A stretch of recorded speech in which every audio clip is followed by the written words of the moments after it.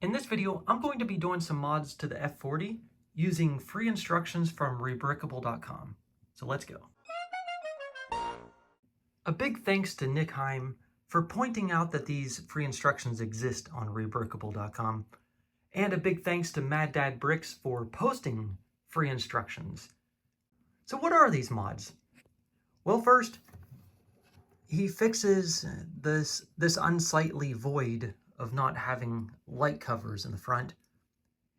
He builds up pop-up headlights, makes this whole rear flip up to access the engine, and then he mods the engine as well to include the V8 twin turbo.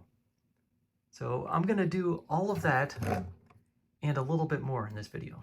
Looks like I've got all of the pieces I need to complete this mod. Won't have to order any special pieces. And I'm going to start with a new set rather than modding my original. I've followed LEGO's instructions up to step 15. Now it's time to follow the instructions of MadDadBricks. If you're doing this for yourself, just be aware that you're going to open multiple numbered bags at once, which is no problem, but I was looking for these headlight bricks and jumper plates. Bag 1 didn't have them, so before finishing bag 1, I had to open bags 2 and 3 to find those pieces. Ah, check out that engine detail. All right, we're going to switch back to LEGO's instructions on step 54. Here's his solution for the light cover in the front. The trans brown looks a bit too dark. I'll go with the trans clear instead. He used a couple of 1x1 plates in white and orange for the light and turn signal details, but you can't see it when you're using the trans brown cheese slopes. It's a little bit easier to see with the trans clear. For the details on the pop-up headlights, he instructs us to use some thin slivers of the extra white as part of the sticker sheet. That was by far the most challenging part of this mod. After completing step 85, MadDadBricks advises us to skip to step 100. After step 103, we are in the full hands of MadDadBricks. Alright, I think I'm done here. These are the pieces I'm left over with from the original set. And here's the before and after. Yeah, the mods look great. I like what's done with the pop-up headlights and the light covers up front. The propped engine cover looks fantastic, but it's a balancing act. It's not attached to anything, but rather being held open by this, I guess, wizard staff. Looks great when it's open like this. Yeah, that's great for display. But again, it's just a balancing act. Nothing's attached by studs or clips. It feels cool that this can be lifted off as its own thing. There's a sense of realism here. Love the engine detail. Now, if you wanted, you can snap this into place here. But there are some unsightly gaps in the back. Let me give you a comparison with the real car. Wow, I'm loving how the pop-up headlights look, especially from this angle. All right, we've got the modded car on the left and the original set on the right. Now what you'll see back here below the taillights and reverse lights, there's no brackets because ultimately you can lift that off.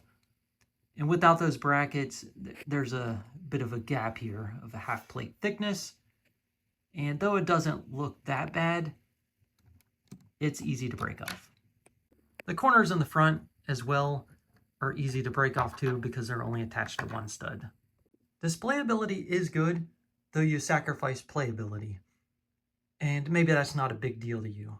Now you may have noticed I left off a sticker detail, and that's because I have a mod of my own. I'm going to mod the spoiler with 6 pieces. I think we can all agree that the original spoiler was too thick, and there's way too many brackets being used, and it's creating some unwanted studs down here as well. So what I'm going to do is use these 6 additional pieces, 2 1x8 tiles, 2 1x2 bricks, and 2 2x2 plates with 2 studs. You can do this spoiler mod for either the original LEGO set or MadDadBricks modified version. It works the same way. I would use a single 2x8 tile if LEGO produced that, but they don't, so That's why I'm stuck using two 1x8 tiles. Here, we'll mod the original set here. Carefully lift up on this.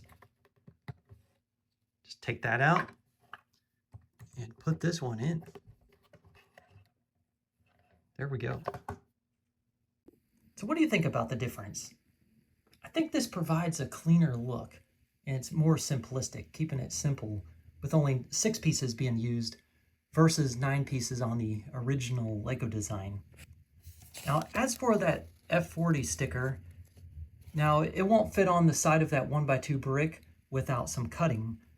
So we'll either do some cutting or stick it across all the surfaces, including those tiles. This would be a good opportunity to cover up that mold mark on the side of the 1x8 tile.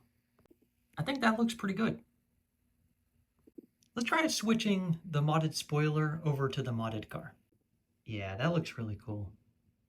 Which of these MadDadBricks mods was your favorite? Let me know in the comments. It's a balancing act for sure, but looks good when you can pull it off. And tell me what you think about my modded spoiler. Very simple mod, but I think it's pretty effective. Anyway, thanks for watching.